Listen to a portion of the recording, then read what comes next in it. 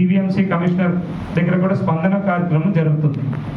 కలెక్టరేట్లో అన్ని డిపార్ట్మెంట్స్ పెద్దలు రావాల్సింది, అటెండ్ అవ్వాల్సిందే స్పందనకి.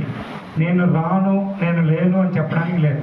ఒకవేళ స్పందనకి అటెండ్ అవ్వకపోతే ఎందుకు అటెండ్ అవ్వలేదో కలెక్టర్కి చెప్పుకోవాల్సిన బాధ్యత ఆ పర్టికులర్ డిపార్ట్మెంట్కి ఉంటుంది. కాబట్టి పర్టికులర్గా ప్రతి డిపార్ట్మెంట్ నుంచి ఒక రిప్రజెంటేటివ్ కలెక్టరేట్లో కూర్చుంటాడు.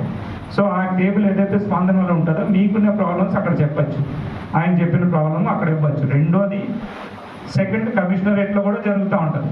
పోలీస్ స్టేషన్కి సంబంధించినవన్నీ కూడా ఓన్లీ పోలీస్ వరకే. సో అక్కడ కంప్లైంట్ ఇవ్వచ్చు, అలాగే జీవీఎంసీలో ఇవ్వచ్చు. అంటే ఏ కంప్లైంట్ అయినా కలెక్టరేట్లో ఇవ్వచ్చు. పర్టికులర్ కంప్లైంట్స్ జీవీఎంసీ అయితే జీవీఎంసీ, కమిషనరేట్ ఇవ్వచ్చు. దాని మీద యాక్షన్ ఇమీడియట్గా తీసుకుంటారు. రెండోది ఆన్లైన్లో కూడా పోలీస్ కంప్లైంట్స్ తీసుకుంటారు. సో మనకు ఒకప్పుడు ఏంటంటే ఆన్లైన్ కంప్లైంట్స్ తీసుకోరేమో అని ఉండేది. సిపి గారి నెంబర్ 2727 వైజాగ్ నుంచి డైరెక్ట్గా అందరి దగ్గర వెళ్ళిపోయింది అది. So CP number. సో దీంట్లో వాట్సాప్లో కూడా కంప్లైంట్ పెట్టచ్చు. ఇమీడియట్గా అది ఆ స్టేషన్కి వెళ్తుంది, వాళ్ళ స్టేషన్ నుంచి ఒకటి ఫోన్ చేస్తాడు. కాబట్టి కంప్లైంట్ తీసుకోను అని ఎవరైతే అన్నారో ఆయన పేరుతో సైతం ఇట్లా రాయించారు.